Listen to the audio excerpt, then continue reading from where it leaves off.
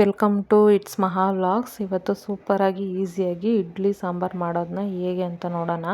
ಒಂದು 5 ಟೊಮೆಟೊನ medium size cut ಮಾಡಿ ಇಟ್ಕೊಂಡಿದ್ದೀನಿ, ಕೊತ್ತಂಬರಿ ಸೊಪ್ಪು ಸ್ವಲ್ಪ, 3 ಈರುಳ್ಳಿ ಮೀಡಿಯಮ್ ಸೈಜ್ದು, 2 ಹಸಿಮೆಣ್ಸಿಕಾಯಿ ತೊಗೊಂಡಿದ್ದೀನಿ. ಖಾರಕ್ಕೆ ನೀವು ನೋಡ್ಕೊಂಡು ತಗೊಳ್ಳಿ. ಒಂದು 10 ಎಸಳು ಬೆಳ್ಳುಳ್ಳಿ ತೊಗೊಂಡಿದ್ದೀನಿ. ಇಲ್ಲಿ ಒಗ್ಗರಣೆಗೆ ಜಜ್ಜಿಟ್ಕೊಂಡಿರೋಂಥ ಬೆಳ್ಳುಳ್ಳಿ ಒಂದು 5, ಒಂದು ಬ್ಯಾಡಗಿ ಮೆಣಸಿನ್ಕಾಯಿನ ಕಟ್ ಮಾಡಿ ಇಟ್ಕೊಂಡಿದ್ದೀನಿ, ಸ್ವಲ್ಪ ಅರಿಶಿನ, ಸ್ವಲ್ಪ ಕರಿಬೇವು, ಸ್ವಲ್ಪ ಸಾಸಿವೆ, ಮತ್ತು ಒಂದು 10-15 ಮೆಂತ್ಯ ಕಾಳು, ಮತ್ತು ಮನೇಲಿ ಮಾಡಿರ್ತೀರ ಸಾಂಬಾರು ಪುಡಿ, ಹಿಂಗು, ಮತ್ತು ಒಗ್ಗರಣೆಗೆ ಎಣ್ಣೆ, ರುಚಿಗೆ ತಕ್ಕಷ್ಟು ಉಪ್ಪನ್ನ ತಗೊಂಡಿದ್ದೀನಿ. ಇವಾಗ ಇದನ್ನು ಹೇಗೆ ಮಾಡೋದು ಅಂತ ನೋಡೋಣ ಬನ್ನಿ.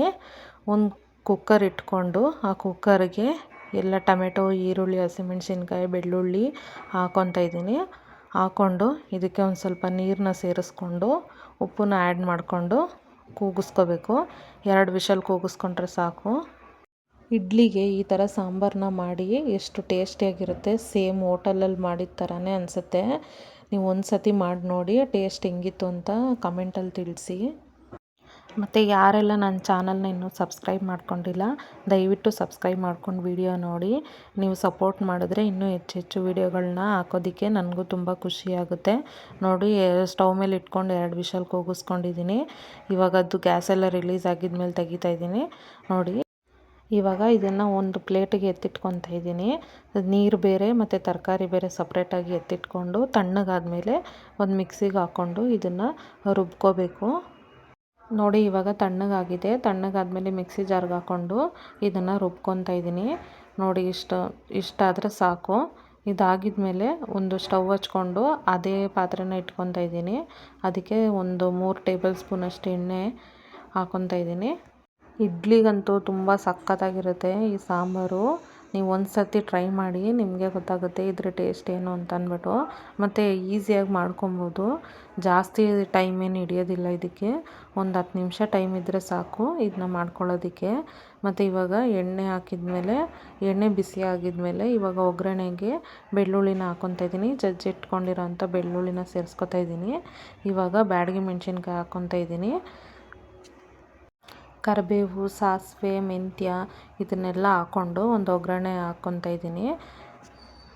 ಇವಾಗ ಇದಕ್ಕೆ ಸ್ವಲ್ಪ ಇಂಗುನ ಸೇರಿಸ್ಕೊತಾ ಇದ್ದೀನಿ. ಇಂಗು ಸೇರಿಸ್ಕೊಂಡು ಸ್ವಲ್ಪ ಒಂದು ಸೌಟಲ್ಲಿ ಹಿಂಗೆ ಕೈ ಆಡಿಸ್ಕೊಂಡ್ರೆ ಸಾಕು. ಇದಾಗಿದ್ಮೇಲೆ ಇದು ಸಪ್ರೇಟ್ ಮಾಡಿ ಇಟ್ಕೊಂಡಿರೋ ಅಂಥ ನೀರನ್ನು, ಅಂದರೆ ಬೇಯಿಸಿಟ್ಕೊಂಡಿದ್ದೀವಲ್ಲ ಆ ನೀರನ್ನ ಸಪ್ರೇಟ್ ಮಾಡಿದ್ದೀವಲ್ಲ ಆ ನೀರನ್ನ ಸೇರಿಸ್ಕೊತಾ ಇದ್ದೀನಿ. ಸೇರಿಸ್ಕೊಂಡು ಇದನ್ನು ಸ್ವಲ್ಪ ಕುದಿಯೋಕ್ಕೆ ಬಿಡೋಣ. ಒಂದು ಸತಿ ಸೌಟು ಸಹಾಯದಿಂದ ಸ್ವಲ್ಪ ಮಿಕ್ಸ್ ಮಾಡಿಕೊಂಡು 2 ಕುದಿ ಬರೋವರೆಗೂ ಕುದಿಸ್ಕೊಂಡ್ರೆ ಸಾಕು. ಇದಕ್ಕೆ ಇವಾಗ ಅರಿಶಿನ ಪುಡಿ ತೊಗೊಂಡಿದ್ವಲ್ಲ, ಅರಿಶಿನ ಪುಡಿನ ಸೇರಿಸ್ಕೊತಾ ಇದ್ದೀನಿ.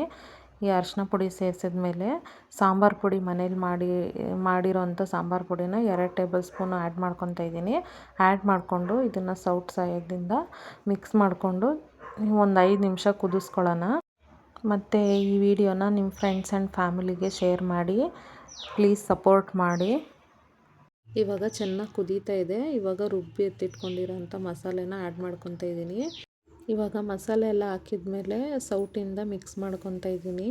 ಮತ್ತು ಜಾರಲ್ಲೂ ಸ್ವಲ್ಪ ಮಸಾಲೆ ಎಲ್ಲ ಹಂಗೆ ಉಳ್ಕೊಂಡಿರುತ್ತಲ್ಲ, ಅದಕ್ಕೆ ನೀರು ಆ್ಯಡ್ ಮಾಡಿಕೊಂಡು ಅದಕ್ಕೆ ಇದನ್ನು ಸೇರಿಸ್ಕೊತಾ ಇದ್ದೀನಿ.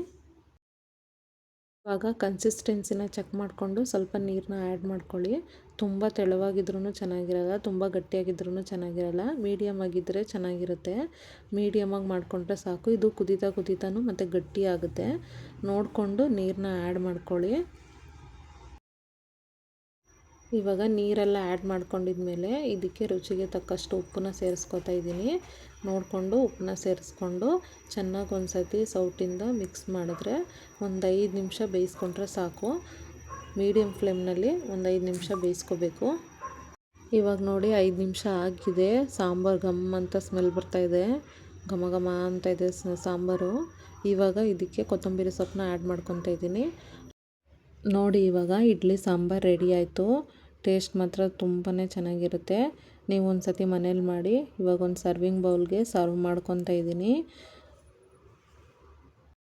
ನಿಮಗೇನಾದರೂ ಈ ರೆಸಿಪಿ ಇಷ್ಟ ಆಯಿತು ಅಂತಂದರೆ ಪ್ಲೀಸ್ ವಿಡಿಯೋಗೆ ಒಂದು ಲೈಕ್ ಮಾಡಿ. ಹಾಗೆ ನಿಮ್ಮ ಫ್ರೆಂಡ್ಸ್ ಆ್ಯಂಡ್ ಫ್ಯಾಮಿಲಿಗೆ ಶೇರ್ ಮಾಡಿ.